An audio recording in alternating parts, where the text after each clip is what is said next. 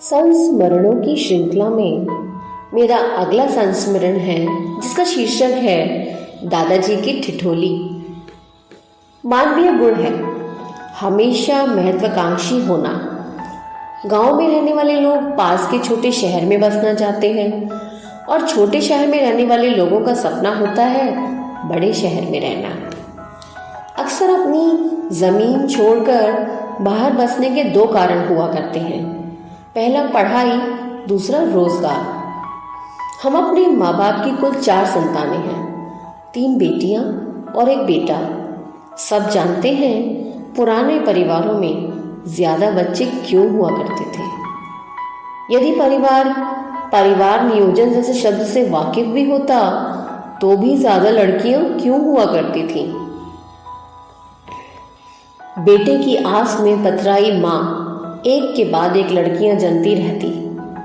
बेटा परिवार की इच्छा नहीं, जरूरत हुआ करता था।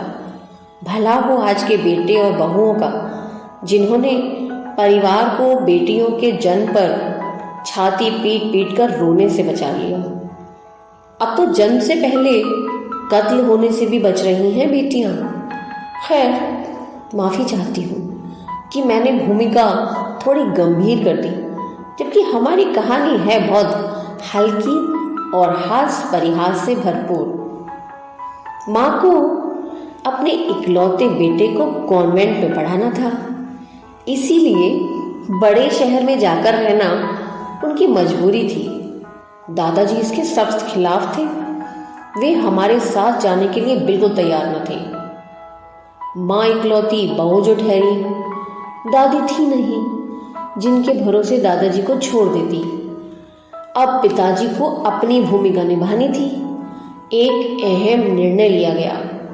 घर में सबसे बड़ी बेटी होने के नाते हमारे माथे पर बलि का तिलक लगाया गया। दादाजी के प्रति कर्तव्यों को निभाने की खातिर हमें दादाजी के साथ छोड़कर पूरा परिवार पास के शहर में जाकर बस गया। हम मात्र 10 साल के रहे होंगे उस समय। हमारा प्रवेश पास के सरकारी स्कूल में 6ठी कक्षा में करा दिया गया। ये तो कहने की बात है कि हमें दादाजी का ध्यान रखना था।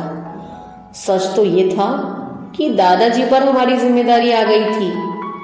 हालांकि हमारी माँ ने हमें घर के सभी छोटे बड़े काम करने सिखा दिए थे, लेकिन खाना बनाने में हम अभी थोड़े कच्चे थे। दादाजी हमें बिना जली गोल गोल रोटियां बनाने, करारा पराठा बनाने, चावल सही से पकने, अदरक वाली मस्त चाय बनाने की ट्रेनिंग दे रहे थे। उन दिनों हम अपने दादाजी के जितने करीब आ गए थे उतनी माँ के रहने पर नहीं थे। एक बार हम कुछ ज्यादा देर के लिए सो गए। उठे तो फ्रेश होकर घर को बुहार कर स्कूल जाने की तैयारी में लग गए। उस दिन की सुबह कुछ अजीब लग रही थी। जिस तरह सुबह सुबह सब तैयार होने लगते हैं, मोहल्ले पड़ोस में उठापटक की आवाजें आने लग जाती हैं, वैसी कोई बात नहीं लग रही थी। हम नहा धोकर स्कूल की वर्दी पहनकर तैयार हो गए। दादाजी ने चाय और पराठा बनाकर तैयार कर दिया। मैंने पूछा, दादाजी आप नहीं जा रहे दुकान? ऊपर वाली काकी कुछ कहना चाह रही थी, लेकिन दादाजी ने उनकी बात काट कर कहा, आज देर से जाऊंगा, तू जा, तुझे देर हो रही है। मैं बस्ता लेकर जैसे ही घर से निकली, पड़ोस के बच्चे मुझ पर हंसने लगे। उनमें से एक बोला, अरे शाम को कौन से स्कूल जा रही है? शाम? तभी मेरी नजर खंबे पर लगी स्ट्रीट लाइट पर लगी, जो दिन छिपने से पहले ही जल जाया करती थी। समय कुछ ऐसा था कि लग रहा था कि सूरज के निकलने का समय है। हमें समझते देर न लगी। मैं रात की नींद से नहीं, दिन की नींद से उठी थी। दादाजी थोड़ा थोड़ा मुस्कुरा रहे थे।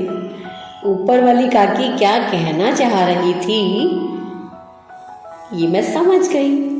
हम सबके सामने ऐसा झेप गए कि दादाजी को हमारी नाराजगी झेलनी पड़ी। दादाजी हमारे प्यार भरे मुक्के खाते जा रहे थे और हम रो रो कर हंस रहे थे।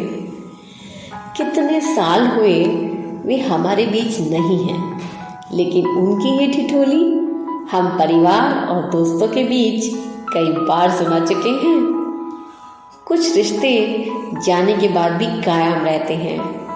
ऐसा ही रिश्ता था हम दोनों के बीच। धन्यवाद। स्वरचित श्रीमती स्वयंकार।